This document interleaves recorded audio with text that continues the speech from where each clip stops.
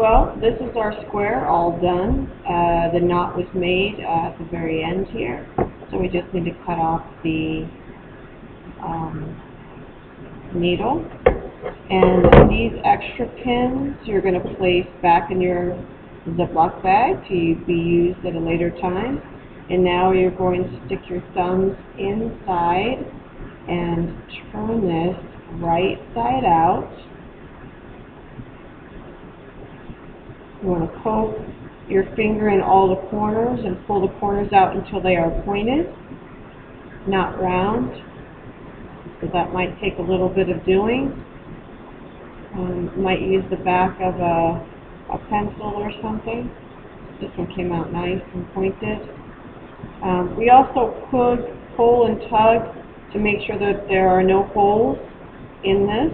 You don't want to stuff something that you're going to have to take back apart and restuff. Okay. Alright, I see that there are no holes. She did a very good job of making the stitches so small that it's fine.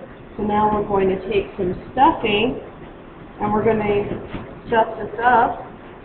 You might want to do this a little at a time because the hole is really small, and basically you're sticking your thumbs in there to shove the stuffing in. And I always like to put it into the far corners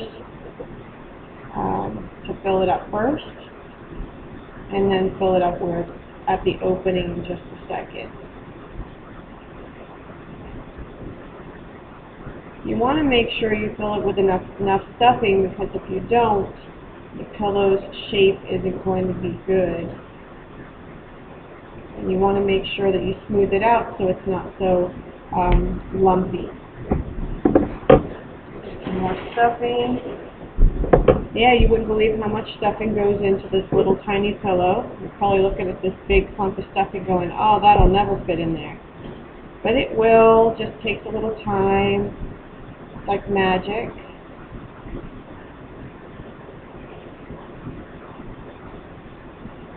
I'm just using my finger to push it around. I think that should be it, because the stuffing here is going to fill up this corner. And now you want to take your, that kind of pops her seam a little bit, and that's okay because I'll fix that.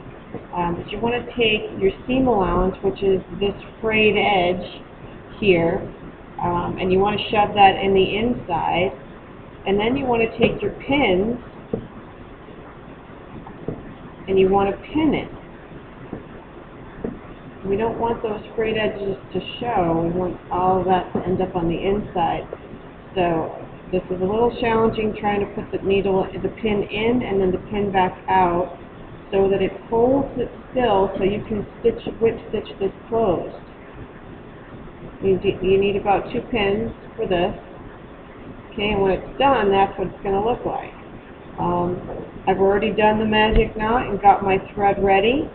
Trimmed off the tails so they are not so long, and we're actually going to go in through the hole. We always sew from right to left, so we're going to go in through the hole here so that we can hide the tails on the inside.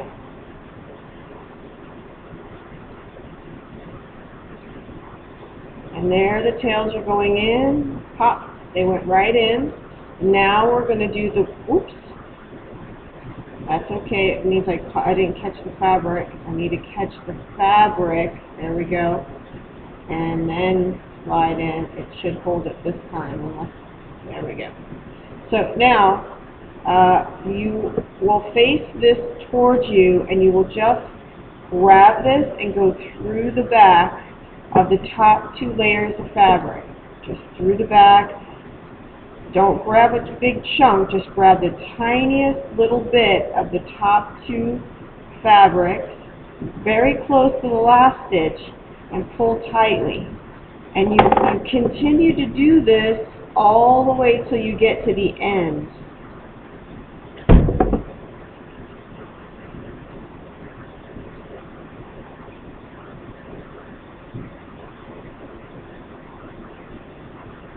All of the whip stitch is to going through the back, grabbing the 2 fabrics, pulling tightly.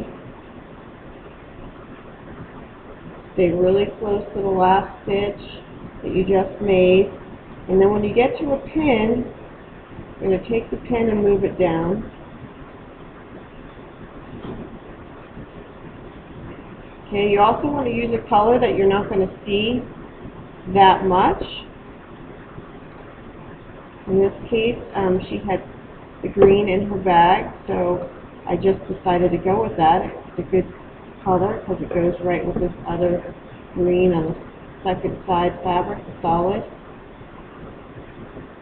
And if you do this well, you shouldn't even notice this whip stitch. There are other stitches to close this, like the invisible stitch, but that's not in this class. We're going to do the whip stitch because it's fairly easy. I'm going to take that pin out.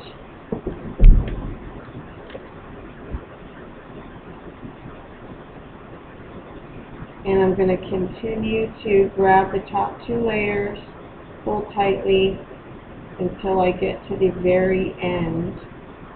And then I'm going to do a tie-off knot.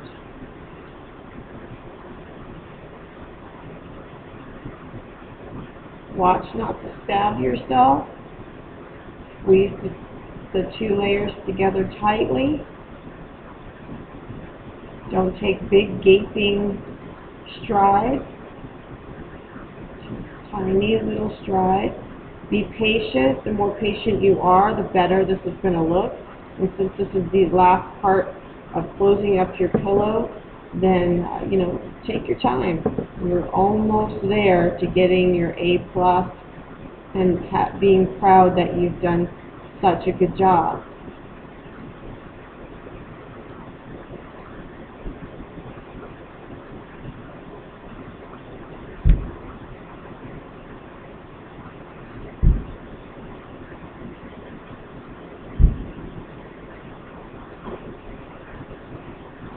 I chose to use this student's fabric because she's sewn before, so I'm pretty sure she knows how to do this. And I didn't feel bad about using hers as the example for the demo. So here I'm at the very end. Pull tightly, and now we're going to do the tie-off knot. Remember, all tie-off knots must be done or you will risk it all falling apart. So you're going to go around your hand, turn your hand, there's like a hole there, and then you go in through the hole twice with the needle. Oops. Hold on. Okay, got it. And then you're going to pull on both sides, and then you see how the knot goes down there at the end? You want to put your fingernail down there and pull, and that keeps that knot from moving anywhere else than where you want it.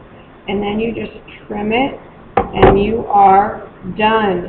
If you can go like this and it pokes back out, it has enough stuffing in it. You make sure all your corners are pointed, and of course we did that before we even stuffed it. So this is a perfect little pillow, A+ job.